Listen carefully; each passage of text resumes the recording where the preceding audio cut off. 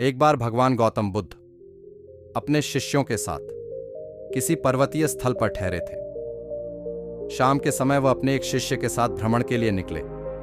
दोनों प्रकृति के मोहक दृश्य का आनंद ले रहे थे। विशाल और मजबूत चट्टान को देख शिष्य के भीतर उत्सुकता जगी। उसने पूछा, इन चट्टानों में तो किसी का शासन नहीं होगा, क्योंकि ये अटल, अविचल और कठोर है।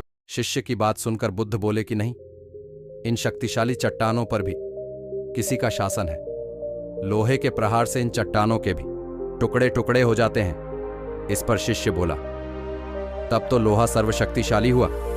बुद्ध मुस्कुराए और बोले, नहीं, अग्नि अपने ताप से लोहे का रूप परिवर्तित कर सकती है।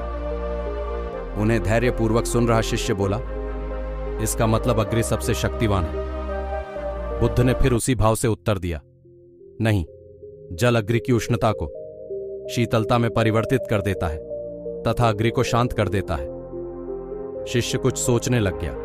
बुद्ध समझ गए थे कि उसकी जिज्ञासा अब भी पूरी तरह शांत नहीं हुई है। शिष्य ने फिर सवाल किया, आखिर जल पर किसका शासन है? भगवान बुद्ध ने उत्तर दिया, वायु का। वायु का वेग जल की दिशा को बदल देता है। शिष्य कुछ कहता, इससे पहले ही बुद्ध ने कहा कि अब तुम कहोगे पवन सबसे शक्तिशाली हुआ। नहीं, पवन सबसे शक्तिशाली नहीं है।